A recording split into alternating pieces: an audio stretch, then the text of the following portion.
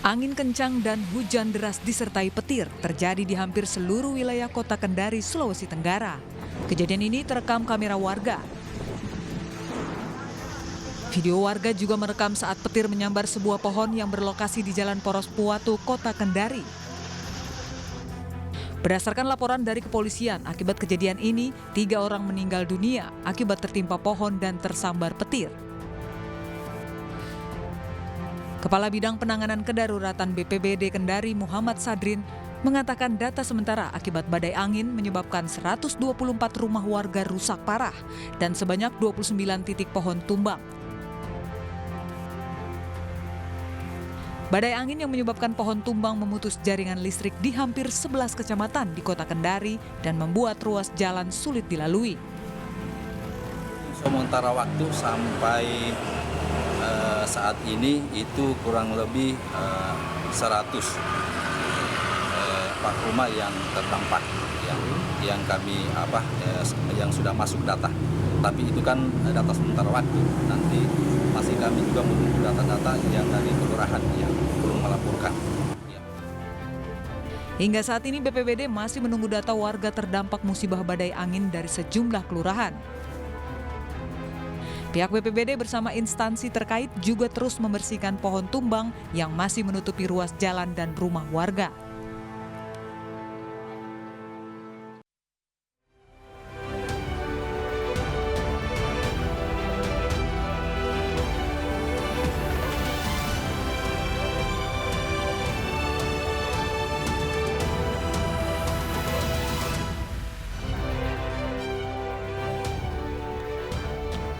Bencana tanah longsor menerjang Natuna, 7 orang tewas dan puluhan lainnya masih tertimbun.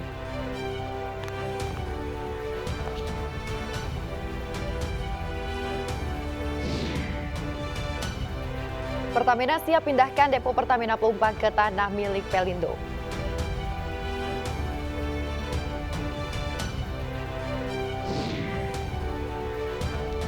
Sembilan polisi tewas dan belasan lainnya luka akibat bom bunuh diri oleh pengendara sepeda motor.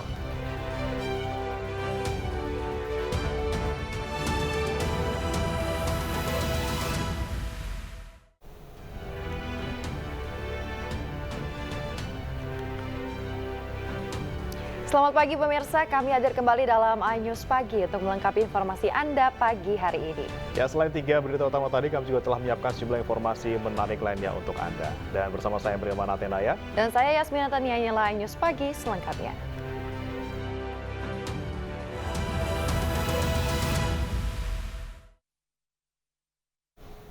Kita awali iNews Pagi dengan informasi pasca bencana tanah longsor yang menimbun satu kampung di Pulau Serasan, Kabupaten Natuna, Kepulauan Riau. Para korban kini mengungsi di pos lintas batas negara Serasan. Sedikitnya ada 210 pengungsi dan juga 7 korban meninggal dunia yang berhasil dievakuasi.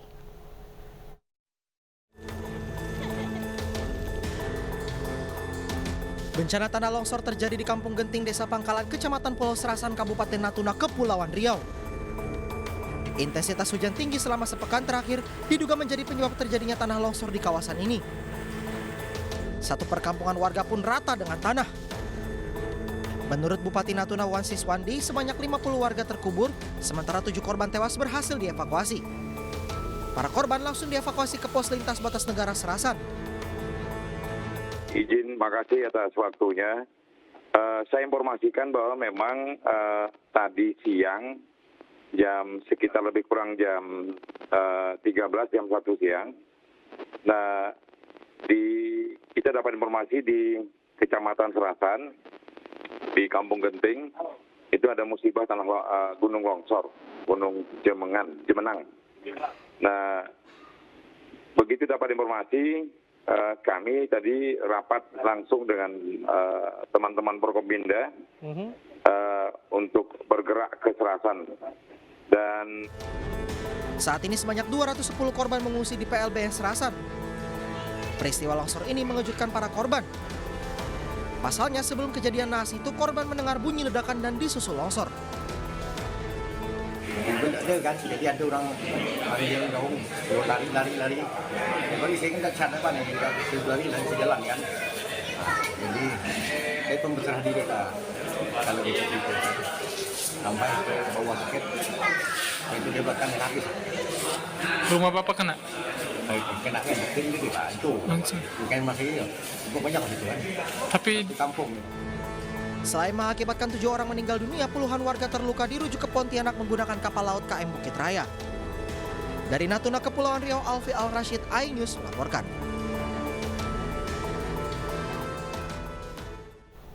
Dan untuk mengetahui informasi terkini terkait kejadian tanah longsor di Kabupaten Natuna, pemirsa, sudah ada rekan kami Alfi Rashid yang berada di sana. Selamat pagi, Alfi. Alfi, hingga kini berapa total korban jiwa dalam kejadian tanah longsor kemarin? Alfi, silakan. Baik. Menurut data yang kita terima, bahwasanya di korban yang mengungsi di pos PLBN itu ada sebanyak 210, sementara 40 korban lainnya itu berada di posko-posko. Dan korban yang meninggal dunia itu yang sudah berhasil ditemukan, data terbaru itu ada 10 jenazah dan 42 lainnya itu masih hilang. Yasmin. Baik. Ya, Alfi, kalau untuk di situasi TKP sendiri, apakah sudah ada upaya untuk pembersihan ataupun masih fokus untuk pencarian korban hingga saat ini?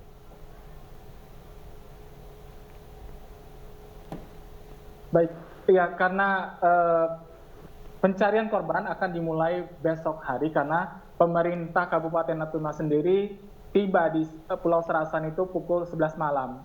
Jadi rencananya pemerintah Kabupaten Natuna dan Forkopimda akan mencari korban besok pagi dan juga membuka jalur-jalur akses yang tertimbun tanah longsor. Bre. Oke, Alfi. Apakah sudah ada informasi terkait dengan berapa jumlah bangunan yang terdampak akibat longsor tersebut?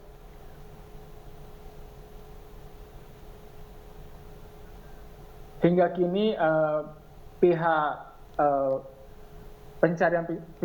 pemerintah Kabupaten Natuna masih mendata, masih mencari informasi terkait banyaknya rumah yang tertimpa tanah longsor. Namun diperkirakan ada puluhan rumah yang rata dengan tanah. Yasmin. Ya, Alfi, kalau boleh Anda gambarkan ini, seperti apa kondisi di lokasi longsor? Ini apakah permukimannya ada di bawah tebing atau ada di dataran yang sangat rendah dibandingkan dengan dataran lainnya? Dan ada berapa kira-kira kepala keluarga ataupun warga yang tinggal di sana? Baik deh. Dalam satu pekan ini ada 2 kali kejadian longsor di Pulau Serasan ini. Namun yang paling parah ini yang terjadi yang terakhir, yang kedua ini karena banyak rumah warga itu berada di sekitar Gunung Jemengan. Nah, jadi kalau untuk berapa jumlah kakaknya itu ada lebih dari puluhan. Mungkin ada sekitar 100 atau 300 kakak, Bre. Oke. Alfi, jika melihat kondisi itu nampaknya sangat cukup parah ya akibat longsor yang terjadi kemarin. Apakah memungkinkan untuk evakuasi menggunakan alat berat di sana, Alfi? Nah, barusan ada alat berat juga yang lewat untuk ke lokasi langsung. Namun karena cuaca juga masih sering hujan curahnya lebat, jadi mungkin itu akan menjadi bisa penghambat untuk mencari korban karena ditakutkan akan ada longsor susulan, Yasmin. Ya, Alfi, kalau kita tarik beberapa tahun ke belakang, kalau tadi Anda bilang kan beberapa waktu terakhir ada 2 kali longsor di sana. Apakah memang lokasi ini sering dilanda longsor, paling tidak dalam setahun terakhir atau 2 tahun terakhir?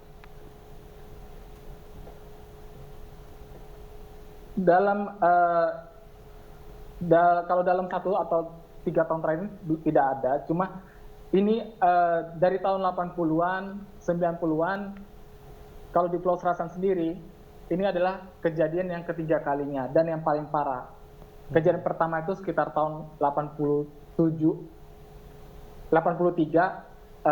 yang kedua tahun 90-an, dan yang ketiga tahun 2023 ini. Oke.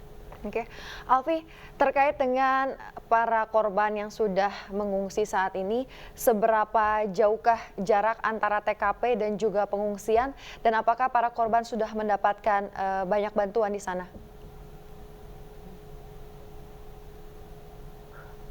Untuk saat ini, para korban dievakuasi di beberapa posko. Jadi kalau jarak antara posko PLBN Serasan ke lokasi kejadian itu sekitar 7 km. Nah, warga-warga di sini banyak membutuhkan, karena aksesnya di pulau, dari ibu kota juga terlalu jauh, sekitar 7 jam lebih. Mereka masih membutuhkan makanan, kasur, selimut, karena di sini kan juga hujan kan, jadi mereka butuh pakaian ganti. Dan di sini juga terkendala oleh sinyal, jaringan telekomunikasi itu terputus gitu, Yasmin. Ya, Alfi, untuk korban luka sementara informasi yang Anda dapatkan totalnya ada berapa, dan apakah betul mereka dirujuk ke rumah sakit yang ada di Pontianak, dan mengapa di Pontianak? Apakah lokasinya yang paling dekat dari Kepulauan Natuna?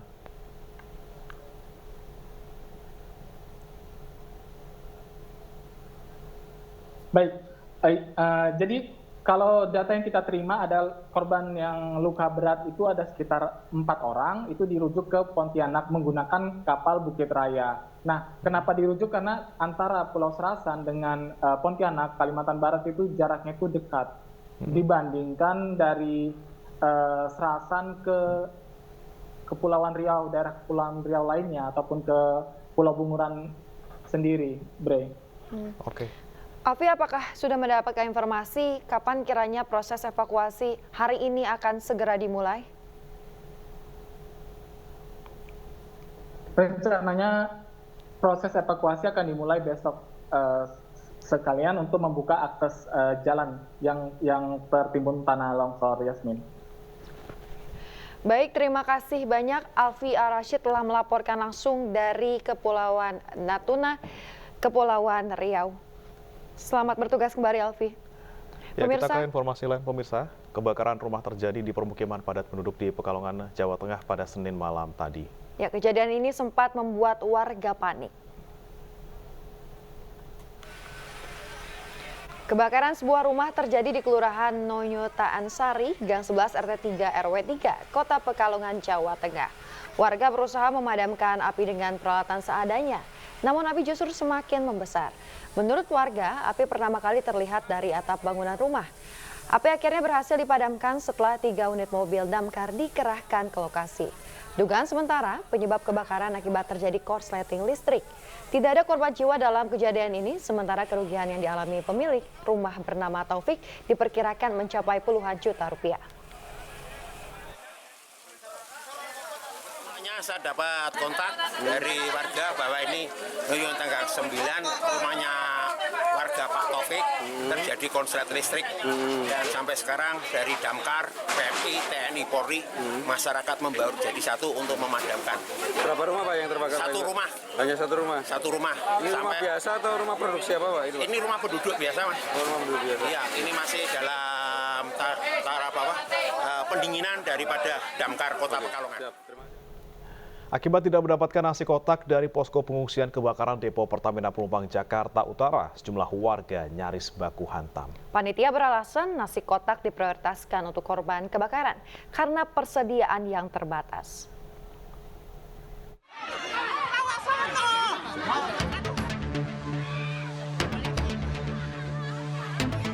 Warga di sekitar lokasi kebakaran Depo Pertamina Pelumpang Jakarta Utara mengamuk dan nyaris baku hantam dengan panitia pembagian nasi kotak.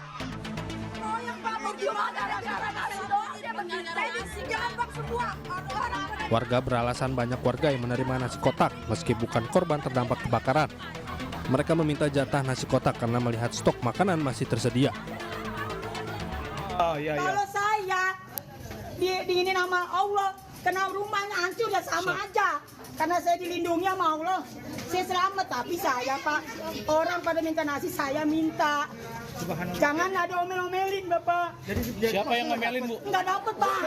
Saya mau berantem Pak. Siapa yang ngomelin, Bu? Panitianya. Itu bukan ibu aja, saya juga diomelin. Iya Pak. Ya, harus maklum aja. Tapi jangan omelin Pak.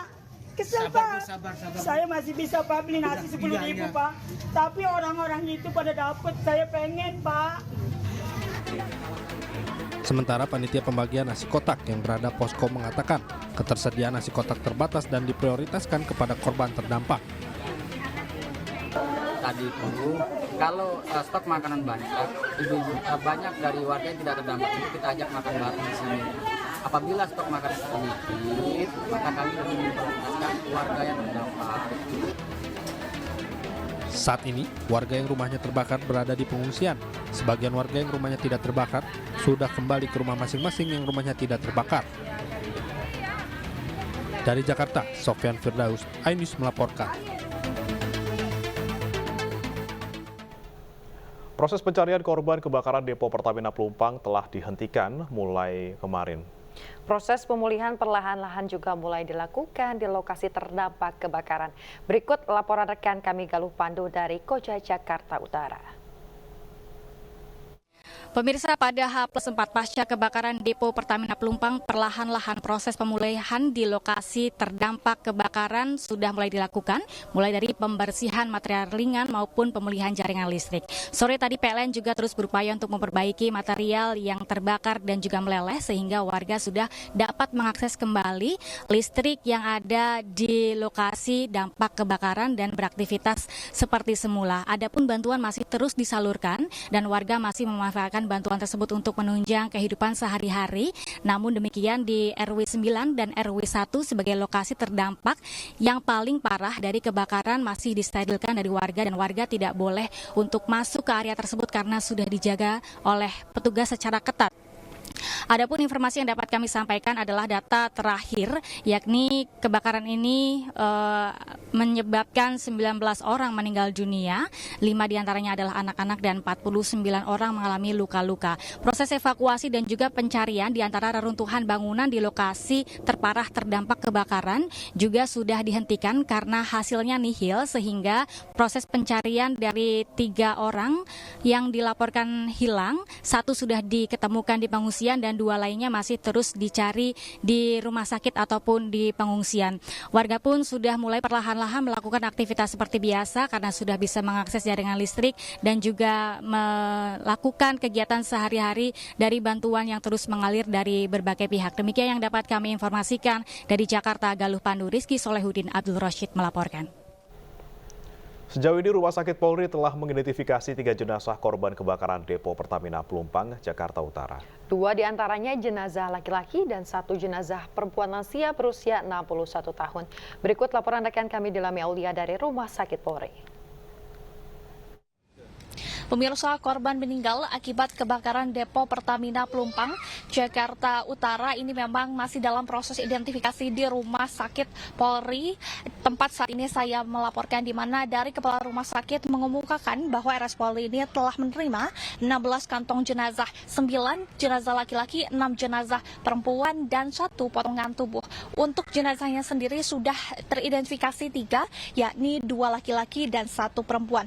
2 laki-laki yakni ada Muhammad Bukhari, 41 tahun, kemudian Fahrul Hidayatullah, 28 tahun, dan Iriana, 61 tahun. Adapun metode yang dilakukan oleh RS Polri ada 3, yakni sidik jari, DNA, dan juga susunan gigi.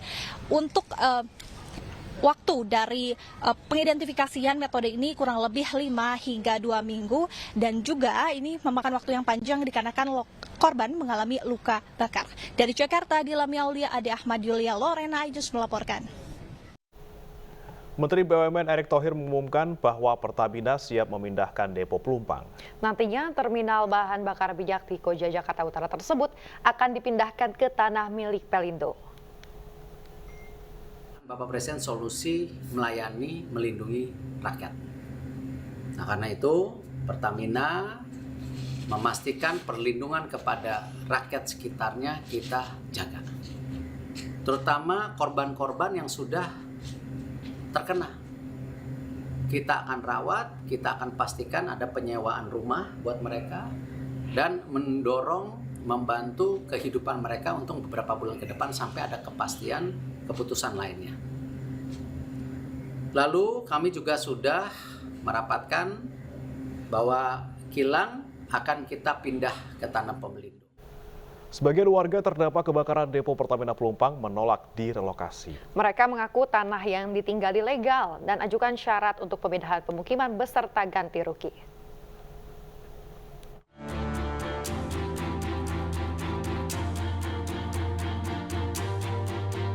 Wacana relokasi pemukiman warga pasca kebakaran depo Pertamina Pelumpang pada Jumat malam menimbulkan banyak pro dan kontra. Kabar warga ilegal yang tinggal di lokasi dekat Pertamina membuat sebagian warga geram. Pasalnya warga RW 1 di wilayah setempat menyatakan bahwa mereka merupakan warga legal sehingga mereka menolak direlokasi dari pemukimannya tempat mereka tinggal. Ini adalah sertifikat yang dikeluarkan oleh BPN. Ini ada alamatnya jelas. Ini alamat di sini. Nah, bisa di zoom ya. Nah, ini alamatnya. Ini jelas. Yang mengeluarkan negara. Jadi kami jelas-jelas di sini legal. Ya. Nggak bisa kita direlokasi gitu. Kalau relokasi itu istilahnya untuk pemukim yang ilegal. Jadi dipindah tempatkan. Kalau Pertamina atau pemerintah ingin kami pindah dari sini, berarti ada hitung-hitungannya untuk penggantian kerugian atau ganti untung gitu kan. Sehingga jika pemerintah ingin memindahkan pemukiman warga, warga menyatakan harus disertai dengan ganti rugi. 2 orang tewas dan 1 lainnya kritis dalam kecelakaan yang terjadi di Jalan Lintas Bukit Tinggi, Payakumbuh, Sumatera Barat, Senin malam. Kecelakaan terjadi tepatnya di Nagari Lembah Ampek-Angkek. Sebuah mobil menabrak sepeda motor yang jatuh akibat hilang kendali di jalan yang sedang dalam perbaikan. 3 remaja menjadi korban, di mana 2 diantaranya tewas di lokasi kejadian dan seorang lainnya kritis. Usai menabrak, mobil langsung kabur dan kini masih diburu polisi. Astagfirullahaladzim. Pemirsa, konsultan pajak Rafael Aluntri Sambodo diduga kabur ke luar negeri. Tetaplah bersama kami dalam iNews Pagi.